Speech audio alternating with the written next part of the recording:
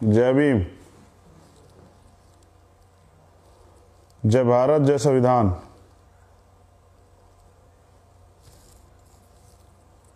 इस बार आवाज आ रही है?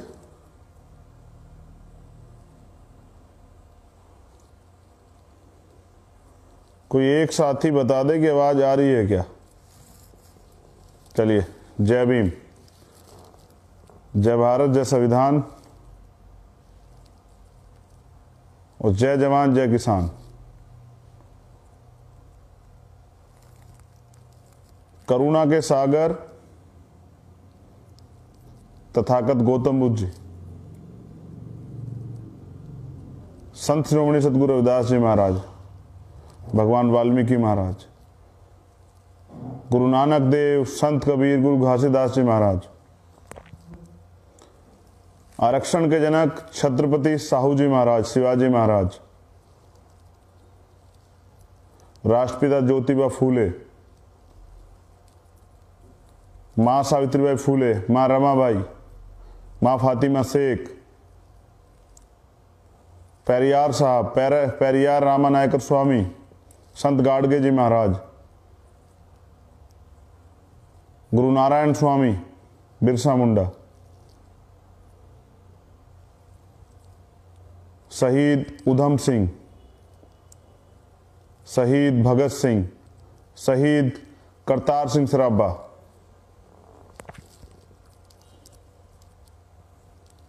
मां झलकारी बाई,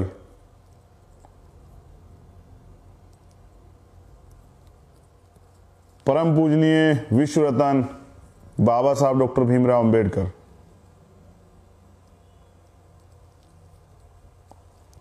मान्यवर दीना भाना वाल्मीकि साहब, डॉक्टर एपीजे अब्दुल कलाम साहब और मेरे रहबर, मेरे गुरु, मेरे आदर्श, करोड़ों शोषितों को राजनीतिक चेतना देने वाले और अपना सब कुछ बहुजन समाज के लिए न्यौछावर करने वाले मेरे गुरु, मेरे आदर्श, मेरे रहबर और संत मान्यवर साहब श्री काशीराम,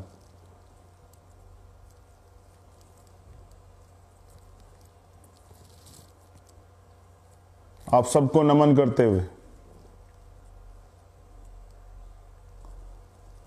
आज का जो लाइव है उसका एक विशेष उद्देश्य है और वो उद्देश्य जो है वो आप सब तक पहुंचाने के लिए मैं लाइव आया हूं। जहां तक मैं देख पा रहा हूं 19 से 20 प्रदेशों के जो साथी हैं वो सुन रहे हैं और मेरा प्रयास ये रहेगा कि गुरु जो रास्ता दिखाते हैं, अपने गुरुओं के, अपने महापुरुषों के सपने को पूरा करना तो मेरा उद्देश्य है, लेकिन वर्तमान में जो चल रहा है उस पे भी अपनी बात रखनी जरूरी है। उत्तर प्रदेश में रहते हैं हम लोग और उत्तर प्रदेश क्राइम कैपिटल बन गया है। हर दिन महिलाओं के साथ शोषण, जुल्म जाति, महिलाओं का अपमान, रेप, हत्याएं और कोई जगह सुरक्षित नहीं है उत्तर प्रदेश के अंदर। ये इसलिए हो रहा है क्योंकि वर्तमान की जो सरकार है वो अपराधियों का संरक्षण कर रही है। सरकार में बैठे नेता और उनके इशारे पर अधिकारी कर्मचारी जाति धर्म देख के कार्रवाई करते हैं, मजहब देख के कार्रवाई करते हैं। तो मेरे दिल में बहुत पीड़ा थी इस बात को लेके। बदायूं, मथुरा, हाथरस के जख्म अभी भरे भी नहीं। बदायूं के अगले दिन मथुरा। क्राइम तब बढ़ता है जब क्राइम पे रोक नहीं लगती, ठोस कार्रवाई नहीं होती। और जो सरकार जाति धर्म देख के कार्रवाई करती है वो क्या न्याय देगी? न्याय जन्मसिद्ध अधिकार है भारत में, देश का कॉन्स्टिट्यूशन देता है, सरकार नहीं देती है। लेकिन ये बेबसी, लाचारी नहीं देखी जाती। क्या क्या अपराध है उस बहन का, उस मां का,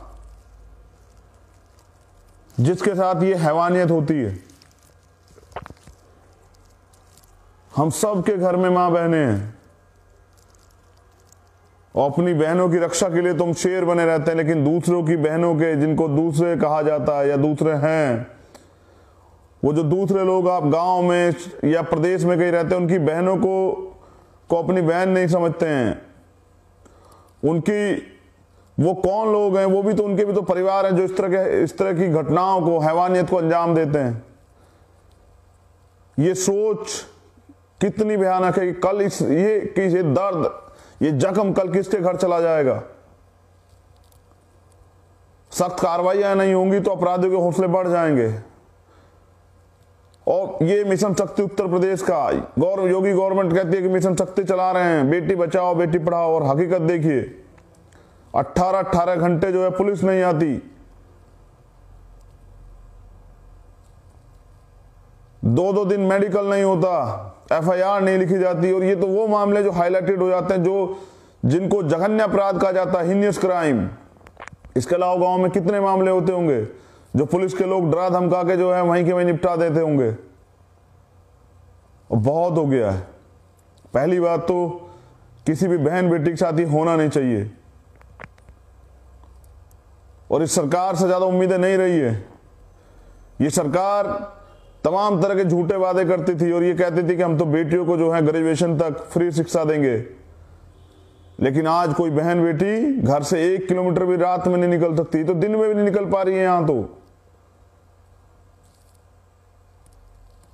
और मुझे कहा किसी ने, एक पत्रकार साथी ने मुझसे पूछा था, आपको याद होगा, आपने सुना भी होगा, कि भगवान को मानते हो? वो तो मैंने कहा कि कहां है। अब आप बताइए, जब महिलाएं मंदिरों में सेफ नहीं है तो यानी कि भगवान से ताकतवर पुजारी हो गया है, जिसके भगवान के मंदिर में भगवान के रहते हुए और एक मां के साथ इतना बड़ा हादसा होता है, कुछ नहीं कर पाते भगवान। और इसलिए मैंने उस दिन कहा था कि क्यों नहीं सुनाई देती चीखें, क्यों बच्चों की, बहनों की, माताओं की चीखें, गरीबों की, शोषितों की चीखें क्यों नहीं सुनाई देती जब किसी के परिवार को उजाड़ दिया जाता है। और अब जो बात मैं कह रहा हूं, नौजवान उसे सुने। जब आप देखिए, ये जिस बहन के साथ, मां के साथ गुजरता है, उस परिवार को अपमानित होना पड़ता है, जबकि उसकी कोई गलती नहीं है। अपमानित उनको होना चाहिए जिन्होंने किया, जिन्होंने ऐसी घटना को अंजाम दिया, हैवानियत को अंजाम दिया, उनको, उस परिवार को, उन लोगों को शर्म आनी चाहिए। लेकिन बेइज्जत कौन होता है इस देश में, इस प्रदेश में, गांव में, जिनके साथ ये एक तो जुर्म जाती होती है, और फिर उस परिवार को, उस बहन को किस नजर से देखा जाता है। और ऐसे अपराध को पूरी जिंदगी, उस दर्द को उसे सहना पड़ता है। और ये किसी भाग्य में नहीं लिखा होता कि किसी 5 साल के, 4 साल के बच्चे के साथ ये होगा। ये दरिंदगी, ये सोच जो है, इनको इंसान कहना दुखद है। इनको तो जानवर भी नहीं कह सकते, जानवरों में भी ममता होती है। बहुत तकलीफ में हूं 2 दिन से, जब से ये सामने आया। और कल ही मैंने निर्णय लिया कि हम लोग जो हैं उत्तर प्रदेश के अंदर महिला सम्मान सुरक्षा यात्रा चलाएंगे, इस बहरी सरकार को सुनाने के लिए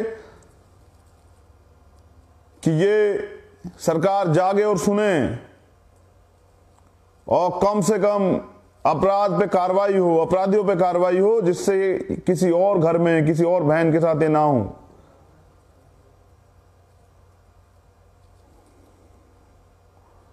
लोकतंत्र है, हम लोग लोकतांत्रिक तरीके से अपनी बात को रखेंगे। और हर मंडल, जहां जहां हमने इसका प्रोग्राम तय किया, ये क्योंकि कल ही बना, ये कोई इसके पीछे उद्देश्य सिर्फ एक है कि बहनें सुरक्षित रहें। मैं नहीं चाहता किसी घर में कल ये समस्याएं हों। इसका रोड मैप बना के हम लोग इसकी बाकायदा डीजीपी को ये लेटर भेज के परमिशन लेके करेंगे और चिल्ला चिल्ला के बताएंगे उत्तर प्रदेश के सरकार के मंत्रियों को और मुख्यमंत्री को और ये शासन प्रशासन के अधिकारी जो अपराधियों का चंद पैसों के लिए अपना जमीर बेच के अपराधियों का संरक्षण करते हैं। वो फिर जैसा हाथरस में हुआ, फिर सत्ता के चाटुकार मीडिया के लोग पीड़ित परिवार को ही अपराधी बनाने लग जाते हैं, पीड़िता को ही चरित्रहीन बनाने लग जाते हैं। और जब सड़क पे जाते हैं न्याय मांग ले तो कहते हैं कि राजनीति कर रहे हैं। अरे तुम क्राइम करने क्यों दे रहे हो? क्राइम रोक क्यों नहीं रहे हो? आप बताए कौन सी बहन बेटी सुरक्षित और कहां निकल पाएगी वो? क्या बहन बेटियों का अधिकार नहीं है? क्या उनके सपने नहीं हैं? जब इस प्रदेश में, उस देश में पुरुषों को आजादी है कि वो रात को 12 बजे तक घूम सकते हैं, क्या बहनें माताएं नहीं घूम सकती हैं? और क्योंकि कानून का जो राज है वो बिल्कुल खत्म हो चुका है। जंगल राज आ गया उत्तर प्रदेश में। हर जिले में 2-3 घटनाएं रोज हो रही हैं और आप समझिए कि पूरे एक जिले में 2-3 घटनाएं, 75 जिले, कितनी घटनाएं, और मुख्यमंत्री को कोई फिक्र नहीं है। मुख्यमंत्री चुनाव रैलियां करते फिर रहे हैं और कहते हैं कि हम उत्तर प्रदेश में राम राज्य ला रहे हैं। ये राम राज्य है, ये राम राज्य। अगर राम राज्य ऐसा होता तो नहीं चाहिए हमें राम राज्य जिसमें बहन बेटियां सुरक्षित नहीं है। सरेआम कत्ल किए जा रहे हैं, सरेआम। और मैं कैसे बयां करूं? और क्या तकलीफ नहीं सही होगी उस मां ने। मैं इसलिए लाइव आया कि आप लोग यूपी के जो हमारे नौजवान कार्यकर्ता हैं, भीम आर्मी और आजाद समाज पार्टी को तैयार हो जाएं। हम बाबा साहब को मानने वाले लोग हैं, हम अपने गुरुओं को मानने वाले लोग हैं। और बाबा साहब ने तो कहा, बाबा साहब ने कानून मंत्री के पद से इस्तीफा दिया। आज कोई बीडीसी के पद से इस्तीफा, प्रधानी के पद से इस्तीफा नहीं दे सकता। बाबा साहब ने दिया इस्तीफा जब वो हिंदू कोड बिल नहीं लागू करवा पाए। उन्होंने कहा कि अगर किसी भी देश की उन्नति प्रगति को नापना हो तो उस देश में रहने वाली महिलाओं की उन्नति प्रगति को आप नापिए, पता कीजिए कि उनकी कितनी उन्नति प्रगति हुई है। जितनी महिला उस देश में उन्नति करके गई है उतना ये देश प्रगति कर रहा होगा।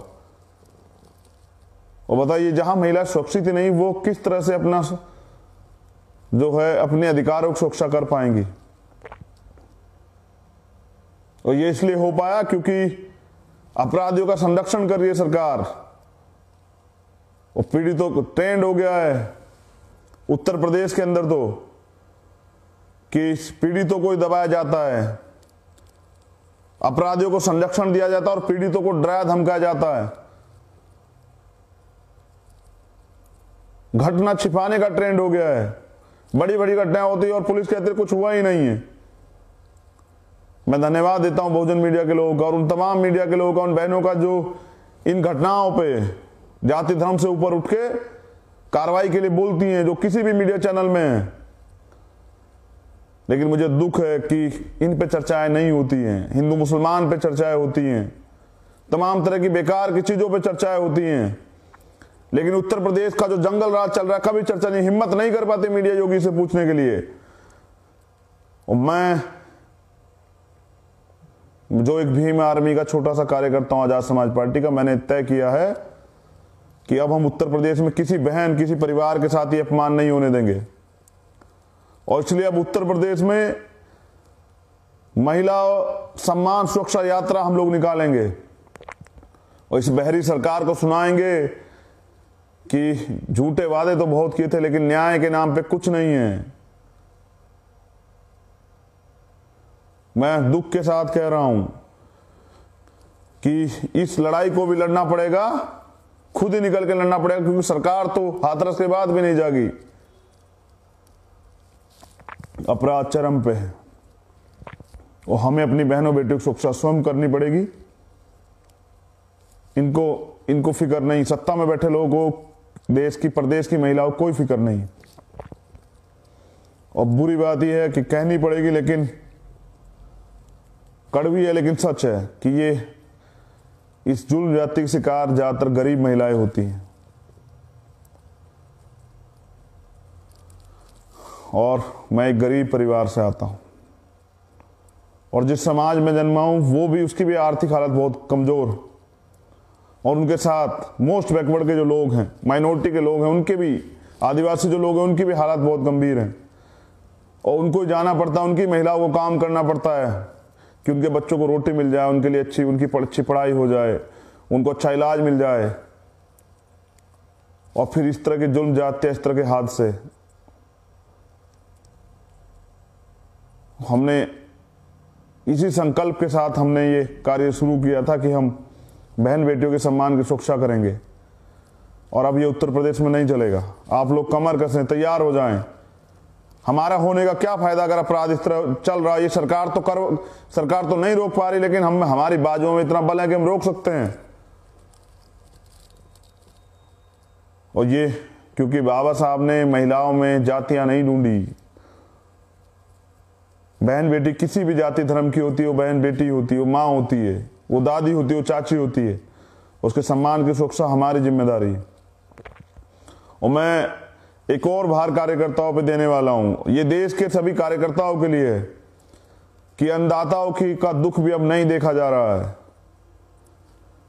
आप देश के किसानों का दुख नहीं देखा जा रहा है। बारिश, माइनस के करीब टेम्परेचर, और लगातार शहादतें हो रही हैं, और उनका दुख नहीं देखा जा रहा है। अगर सरकार ये जो कल मीटिंग होने वाली, इसमें कोई फैसला नहीं लेती, तो मैं कार्यकर्ताओं से अपील करूंगा कि मैं तारीख तय करूंगा, पूरे देश में सभी जिला मुख्यालय पर हम लोग ज्ञापन देंगे।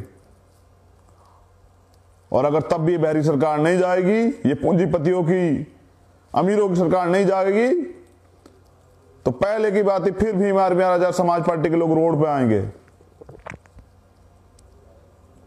लेकिन देश को बर्बाद करने की कसम खाई हुई बीजेपी और आरएसएस के लोगों ने, और हमने इस देश को फिर से सोने की चिड़िया बनाना है।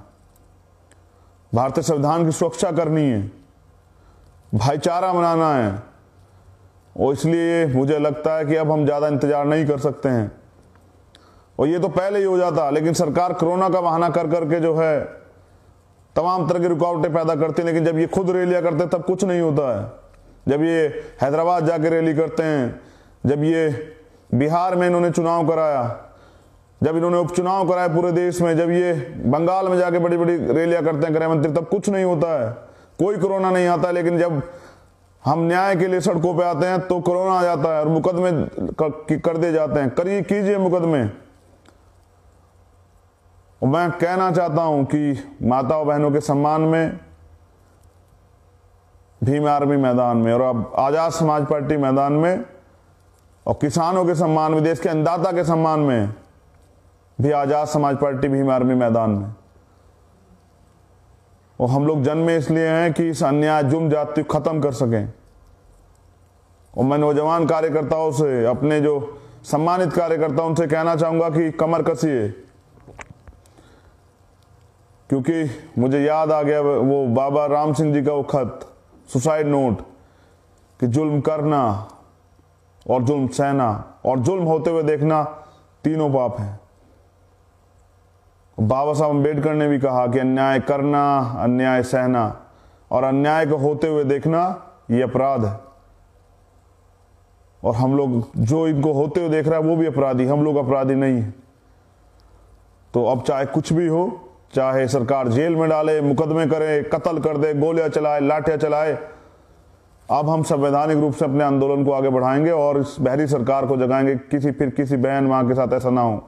और किसानों की जो लड़ाई है वो भी मजबूती से लड़ जाए, किसान भी अपने घर जाएं, उनकी जो मांग है वो तीनों बिल वो वापिस हों, एमएसपी की गारंटी मिले, और सरकार ये भी वादा करे कि फिर दोबारा कोई ऐसा कानून नहीं बनेगा कि अन्नदाता को परेशान होना पड़े। हम सब अन्नदाता के साथ। तो पहली लड़ाई जो मैंने आपको बताई कि महिला सम्मान सुरक्षा यात्रा, उत्तर प्रदेश के कार्यकर्ता तैयारी कर लें, और उसके बाद अगर कल की मीटिंग में कोई निर्णय नहीं निकलता तो किसानों के सम्मान में, अन्नदाता के सम्मान में, देश की रीढ़ के सम्मान में, देश की खुशहाली का जो सबसे बड़ा सूत्र है देश का किसान, उसके सम्मान में फिर हम लोग जो है मैदान में उतरेंगे। लेकिन इस जालिम सरकार को तानाशाही नहीं करने देंगे। जय भीम, जय भारत, जय संविधान। और मैं कार्यकर्ताओं से ये अपील करता हूं, हमारे पदाधिकारियों से, कि जहां भी जुल्म जाती हो, कहीं भी किसी बहन के साथ जुल्म जाती खबर आपको मिले, वो किसी जाति धर्म की हो, सारे बंधन तोड़ के आप जाइए उसकी मदद करने के लिए, क्योंकि हम लोग सैद्धांतिक लोग हैं। हमें सामाजिक परिवर्तन, आर्थिक मुक्ति के आंदोलन को आगे बढ़ाना है। तो बहन किसी जाति धर्म की अगर उसके साथ अन्याय हो और उसे करने वाला कोई भी हो, हमें न्याय की तरफ खड़े रहना है हमेशा। मेरी बहुत बहुत मंगल कामना है। जल्द इसकी डेट वाइज जो है घोषणा मैं करूंगा। और उत्तर प्रदेश के जो हमारे सम्मानित कार्यकर्ता हैं, हमारे जो रीढ़ है हमारे कार्यकर्ता, मैं उनसे निवेदन करता हूं कि वो कमर कसें। अब ये संघर्ष होगा, जो ये अपमान किसी परिवार को ना सहना पड़े। बहुत बहुत धन्यवाद।